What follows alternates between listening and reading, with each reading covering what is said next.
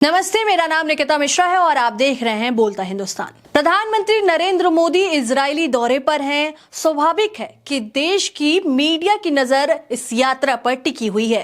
कूटनीति, रणनीति, रक्षा सहयोग, व्यापार, इन तमाम पहलुओं पर चर्चा हो रही है। लेकिन इसी बीच एक ऐसा इंटरव्यू सामने आया है जिसने इस यात्रा को एक नए कोण से देखने पर मजबूर कर दिया है। इंडिया टुडे ग्रुप ने ईरान के विदेश मंत्री का इंटरव्यू किया और इस बातचीत में जो विदेश मंत्री हैं उन्होंने प्रधानमंत्री मोदी की इजरायली यात्रा को बेहद दुर्भाग्यपूर्ण बताया। यह बयान सिर्फ एक औपचारिक प्रतिक्रिया नहीं थी, बल्कि उसमें गजा युद्ध और इजरायल की सैन्य कार्रवाई को लेकर तीखी आलोचना भी शामिल थी। आपको बता दें कि विदेश मंत्री अब्बास अरागची ने कहा कि गजा में इजरायल की कार्रवाई नरसंहार के बराबर है। उनके मुताबिक लगभग 75,000 लोगों की मौत हुई है और अंतर्राष्ट्रीय संगठनों ने भी वहां की स्थिति को बेहद गंभीर माना है। उन्होंने स्पष्ट शब्दों में कहा कि तेहरान ऐसी सरकार से जुड़ाव को सही नहीं मानता जिस पर नरसंहार के आरोप लग रहे हैं।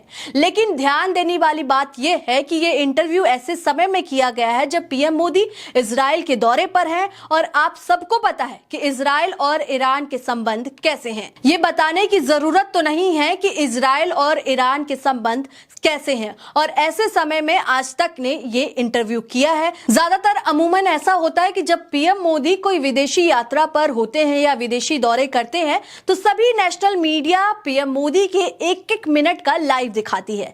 जैसे पीएम मोदी इजरायल पहुंचे, हाथ मिलाया, ये सारी बातें लाइव कवरेज में बताई जाती है, ये सब बताया जाता है। लेकिन इस बार आज तक ने उल्टा ही कर दिया।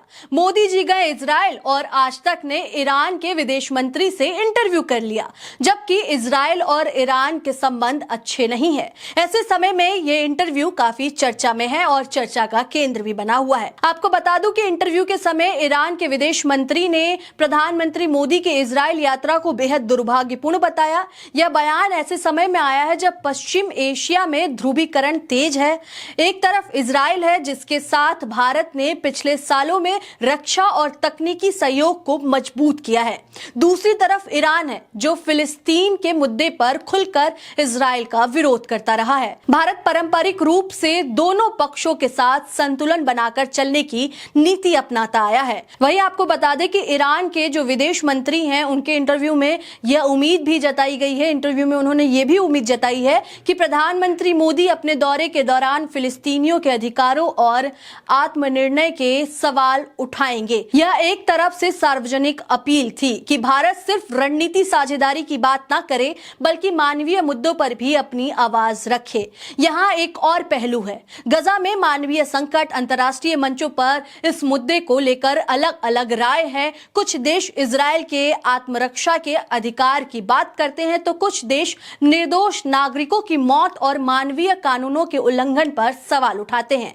ईरान का रुख स्पष्ट रूप से दूसरे पक्ष में है। राजनीतिक विश्लेषकों के मुताबिक यह बयान भारत के लिए एक कूटनीतिक कसौटी भी है। क्या भारत इजरायल के साथ अपने सहयोग को जारी रखते हुए फिलिस्तीन के मुद्दे पर भी स्पष्ट और संतुलित रुख कर पाएगा? क्या वह क्षेत्रीय संतुलन साधने में सफल रहेगा? आखिर यह भारत की विदेश नीति का प्रश्न है। राष्ट्रीय हित, रणनीतिक साझेदारी और मानवीय मूल्यों के बीच संतुलन कैसे बनाया जाए?